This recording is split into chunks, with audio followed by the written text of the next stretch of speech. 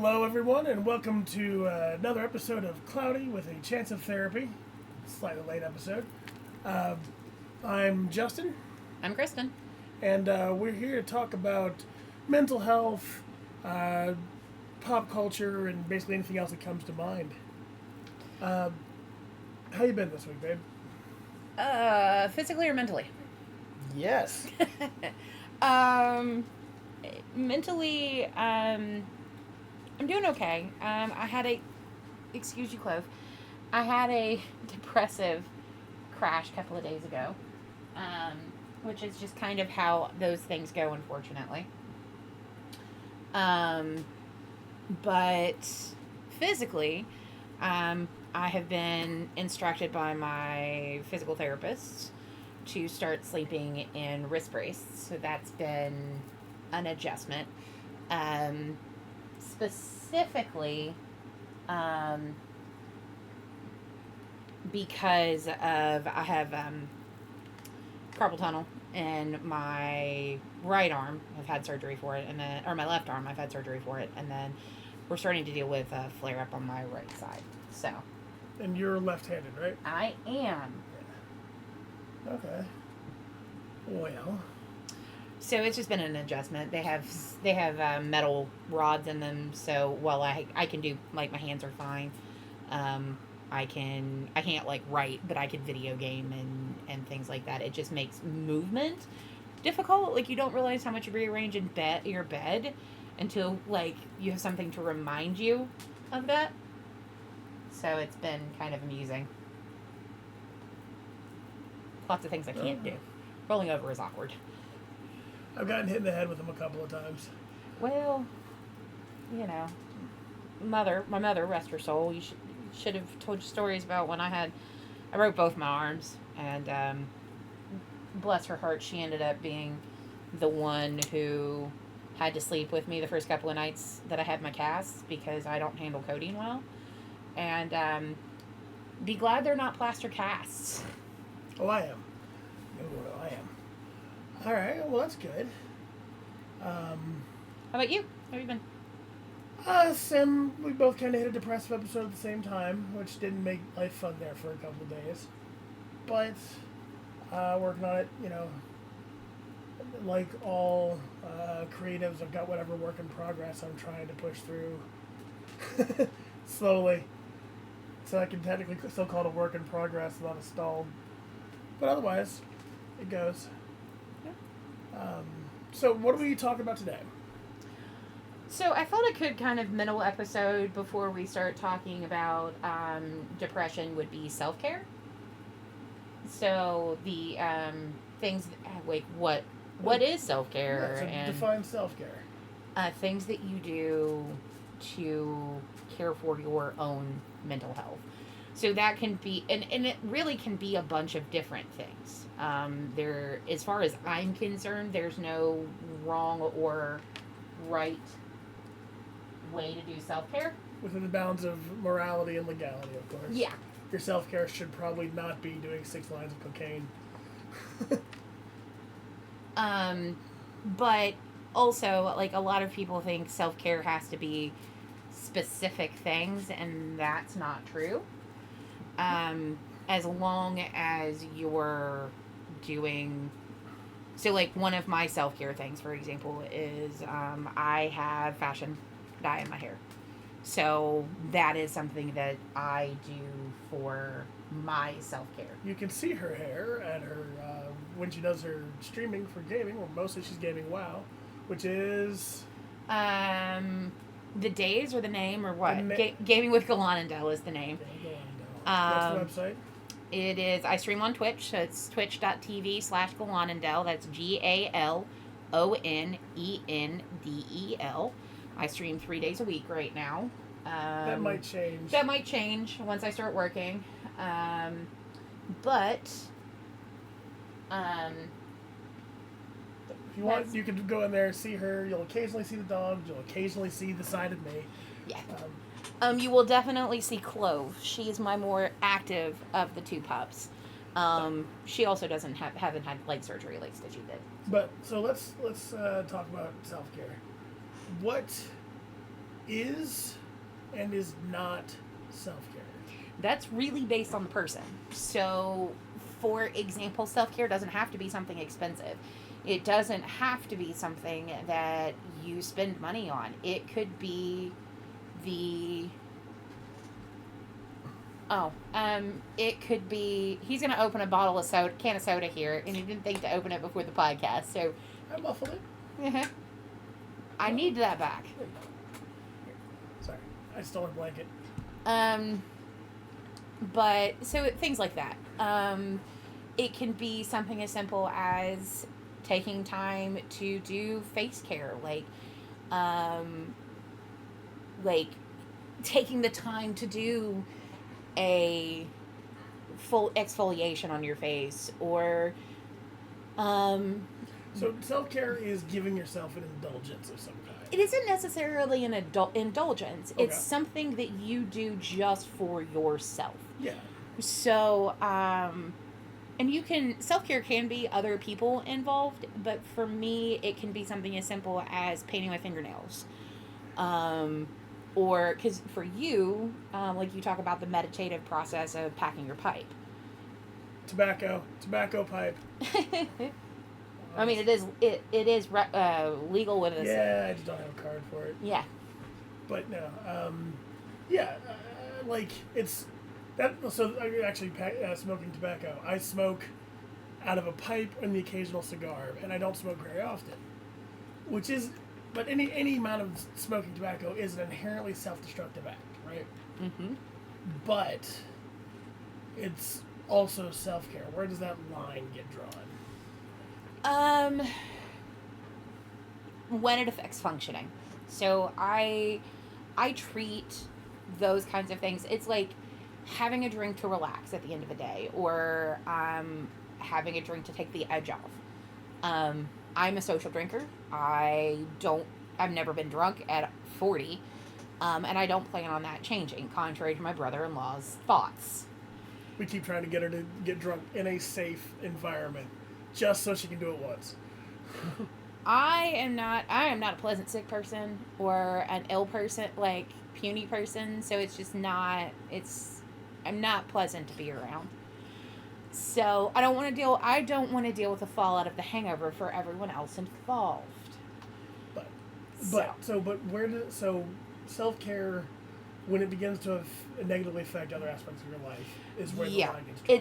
It's kind of, and again, take what resonates, leave what doesn't. It's important to understand that process of, I guess what things can be destructive. So, for example, anything taken too far. Right. And there's no one line for everybody. No, but it's like if you are having to have a drink before bed every night to go to sleep, that might be an issue. If you are having to, if your self-care is affecting your ability to be a functioning human being. And I don't mean just physically. That can be you're spending money on something that you can't. And you see that a lot in retail therapy. Well, self-care becomes self-medication. It can be. When taken too far. Yeah, exactly. It's like the difference between medicine and poison is timing and dosage. Yeah. There's a difference between self-care and self-medication, and self-destruction is timing and dosage. Yeah. So it's just kind of one of those things. Like, for example, self-care can be taking your medications every day. Or it can be, like I talked about, sometimes it can be taking an indulgent shower. Like, instead of taking a quick 5-minute, I'm in and out and clean shower, letting yourself enjoy it, or taking a bath versus taking a shower. Do you think for it to be self-care, it needs to be purposeful? Yes. And I think that's the big thing, is it's the act of, it's purpose-driven act for relaxation, self-discovery. So, it doesn't have to be a form of therapy, but it can be. It's like a friend of mine, Sarah, she has a pedicure done, and that's something that she does for herself and as part of her self care. Going to therapy can be part of your self care. Getting your hair done. Um, Miss Rainbow Hair. yeah. But again, that is something I don't do it all that often. I get my hair done about every between 8 to 12 weeks, depending on what my stylist's schedule is. And having to work around holidays and things like that. But that's part of it for me. But I also understand that is something that I have to set aside money for because it isn't cheap. Painting, I was gonna say painting my nails, like the comparison I would draw. So that's something I have to be very focused about. I have to be attentive. I have to be aware that I'm doing these like set things. Because it takes time. It takes about 20 to 30 minutes for me to base coat and do probably 2 coats of whatever polish I'm doing and then let them dry. So it's purpose.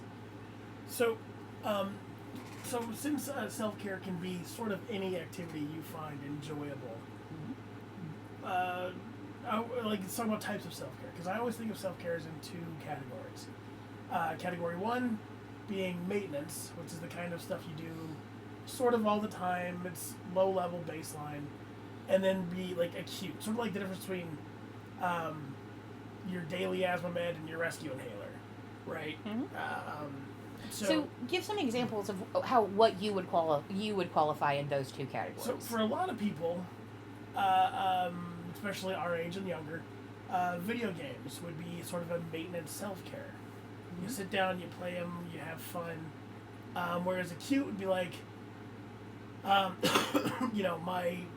we just had like a breakup, and so I'd go over to my brother's, or someone had a breakup. We'd go over to my brother's, and a bunch of us sit there and drink and bitch for hours on end. Yeah, that might be acute self-care. Yeah, and it's one of those things that, so like for me, I classify it more as like small acts versus big acts. Mm-hmm. So a small act of self-care might be me painting my fingernails. Low investment. Low investment, but it is still purposeful action. I keep coloring books around and colored pencils and markers. By the way, if you're looking for that kind of stuff, Ross, TJ Maxx, Five Below's got a great book selection for those kinds of like puzzle books, coloring books, things like that. Because sometimes just sitting, and so like another little act would be sitting in the quiet, either listening to a podcast, listening to some music, and I have a little Lilo and Stitch search puzzle book that my friend Sarah got me. And just sitting for 5 minutes and working, like finding a couple words in that puzzle book can help. I need the quiet and the alone and the... It isn't so much the quiet and the alone. It's the I am doing something solely for you. For me. And so like... but sometimes it can be, like you said, it can be hanging out with people who energize you or just make you feel good. To try and get the brain to produce the serotonin. Yeah.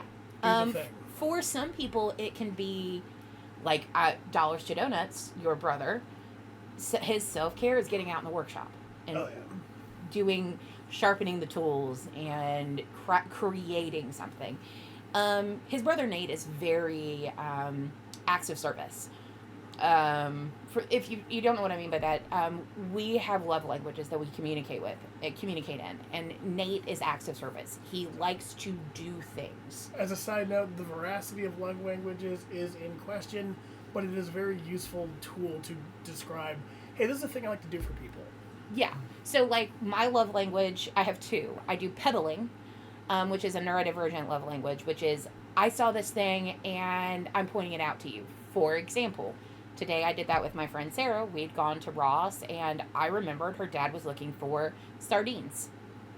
They had sardines in that little snacky area of stuff that they carry. And I said, hey, is your dad still looking for sardines?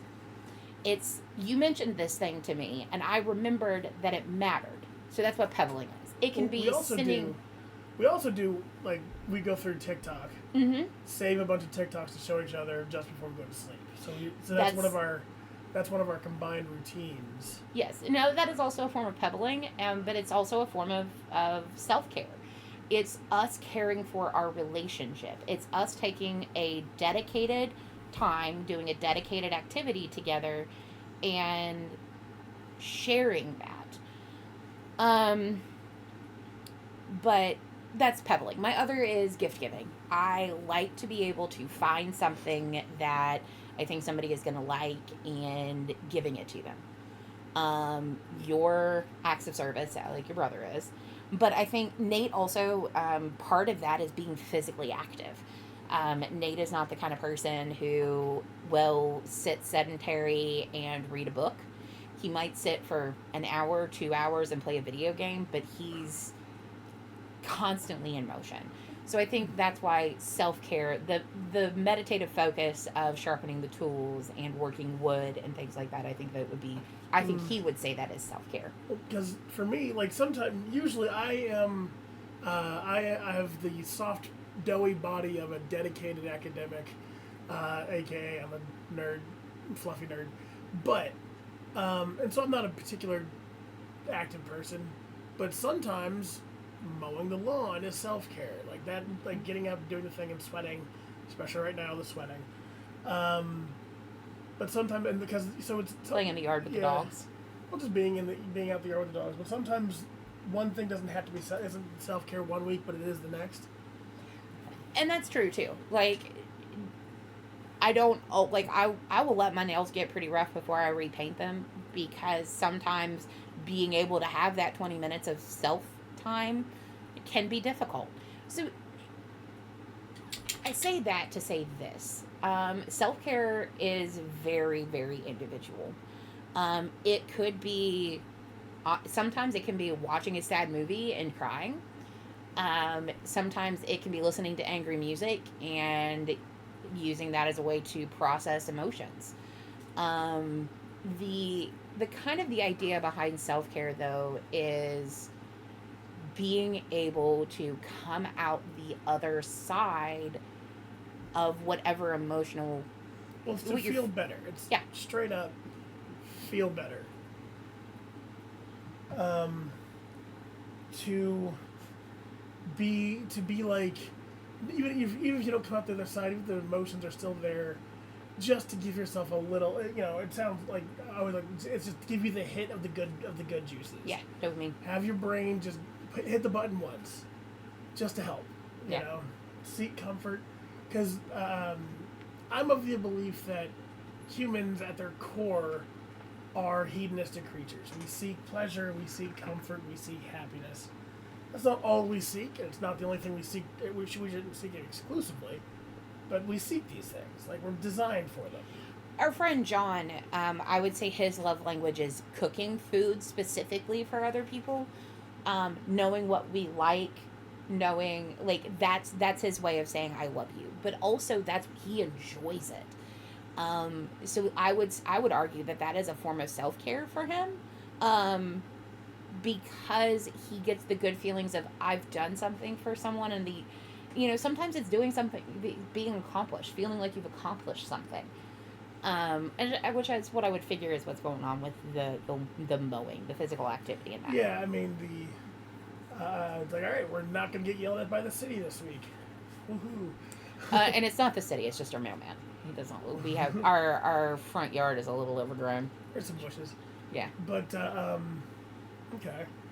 So, what would you say, since we've talked pretty much about what self-care is, but what is self-care not? Destructive.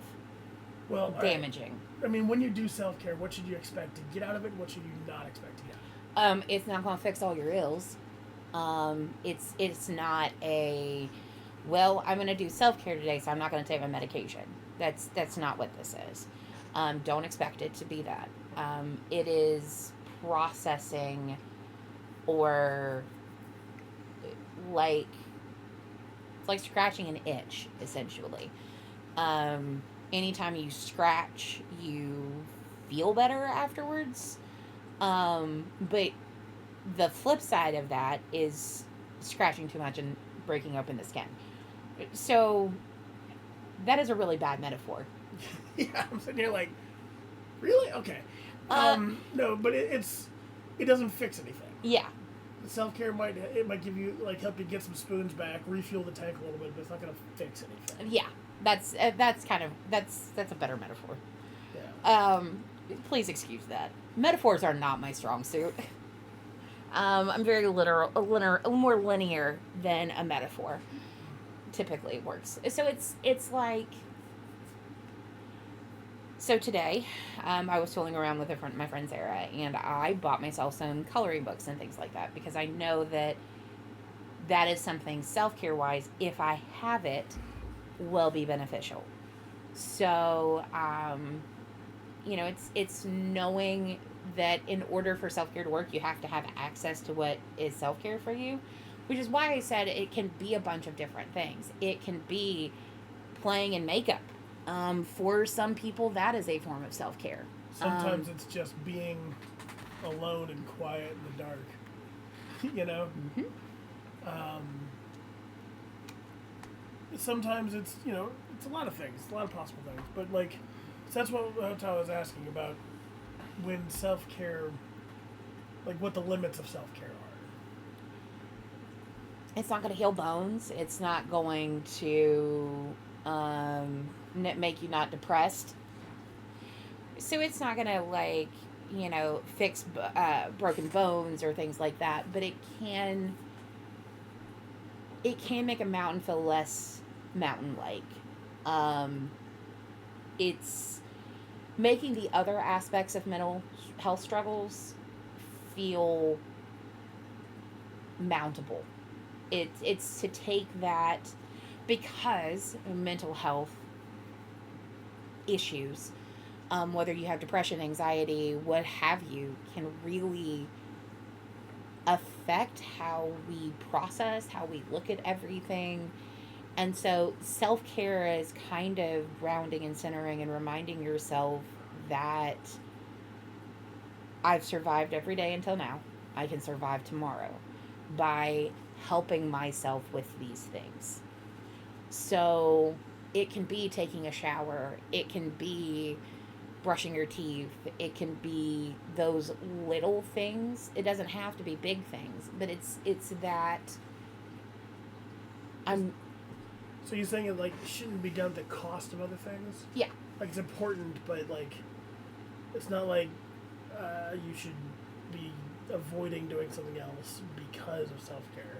Yeah. So, like, for example, and this is something that I struggle with. I struggle with a lot of guilt and shame feelings if I feel like I'm not doing what I'm supposed to be doing. Like, for example, if I have called in sick to work because I have a migraine or I'm actually ill, I struggle with that concept of letting myself do anything else because I've not done the responsible thing, air quotes, of I'm not doing what I'm supposed to be doing. I'm not at work. I'm not doing that. But the flip side of that is understanding that you don't have to earn rest. If you are sick, resting is okay. If you need, all right. If you need support, it's okay to ask for it. It is okay if you're homesick to play a video game. Eat some ice cream. Eat some ice cream. Order comfort food. And when I'm sick, comfort food is can be a lot of different things, but sometimes it's, I want a bowl of wonton soup, and so that can be a form of self-care, especially like Wonton soup is just chicken noodle soup from a different country. It's just, same idea. it really is, but like that is a form of self-care.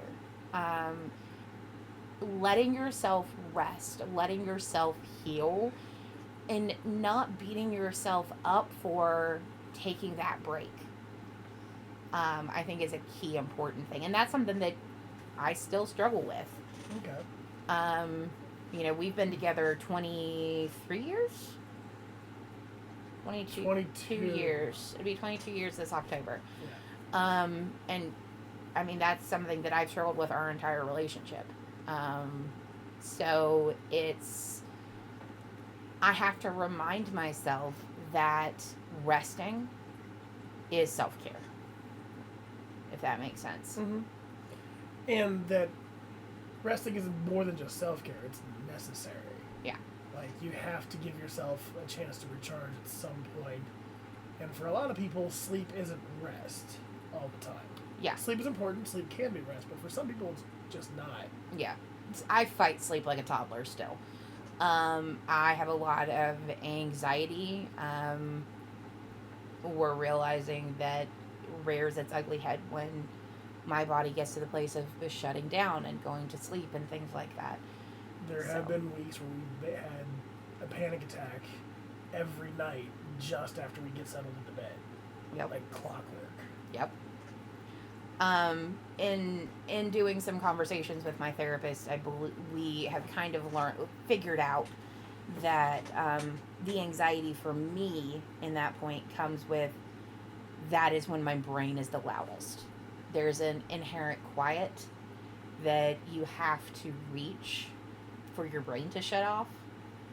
And mine is so inherently loud all the time that I feel even though I'm laying in bed with my husband and the two dogs, I feel uncharacteristically alone. Mm-hmm. And so that triggers anxiety. So anxiety, like sleep for me, that's why sleep isn't always self-care for you. Yeah. For me, it almost always is. Yeah. Like, that is my first response to getting stressed out, is like, I just take anxiety naps. Mm-hmm. But for you, this would not work. No. Now I can once I'm asleep, I can sleep the clock around. But getting to that point is difficult. All right, well, we're just about to the end, so any last thoughts on self-care? Don't let anybody tell you what you're doing is not self-care. Self-care is so characteristically individual. Now, if, again, moderation, you don't want anything to affect your functionality, how you feel, how things are affected. But it is also important to make sure that you have things that you can do. And again, it can be things as simple as, I'm going to work a crossword puzzle. That was my mom loved to work crossword puzzles. My dad, it was going to the golf course and playing golf. And I'm like, I do not understand how hitting a tiny ball is self-care or relaxation, but it was. Like, so if for you, if going to the gym and hitting hitting a heavy bag or going for a walk is what makes you feel better, cooking food, just playing with the dogs, or mowing the lawn, doing maintenance around the house. Sometimes you can put it off. Sometimes it's just not doing maintenance around the house. Yeah. Like, that can wait another day. I'm going to sit down. Yeah, and it's, it's those things. Those are so important that you have things. Like, some people it's meditation.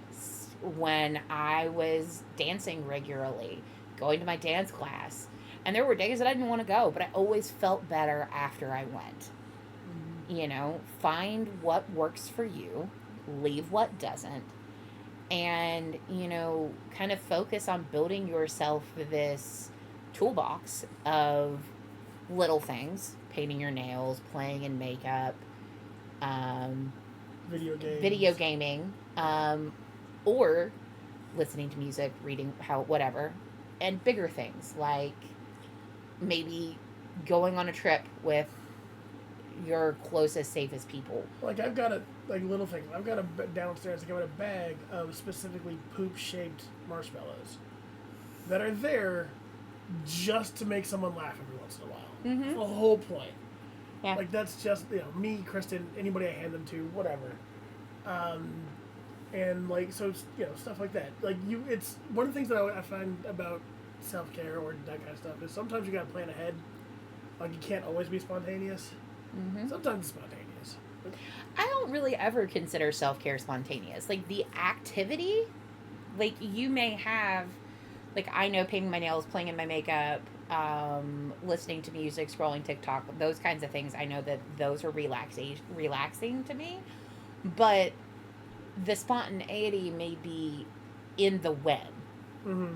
Now again, don't not when you're driving, not when you should be in class, and not when you should be doing other things. Like if there is a necessity, like work, class, those kinds of things, sometimes maintenance, those things have to go first. We don't enjoy school all the time. Not everybody enjoys their work. But, you know, you have to find balance. And that's why I say in moderation. Same as anything. Okay. All right. Well, that's gonna about wrap it up for the night. As always, if you have any questions, you can email them to Cloudy with a Chance Therapy at gmail.com. No of. And we will, if anybody sends us questions, we'll answer them. Mm-hmm. We apologize for last week. Stuff came up. We didn't get it put out. We'll try to make sure we have a buffer to keep things going in the future. Mm-hmm. But otherwise, we love you all, and we'll talk to you next time. Bye. Bye.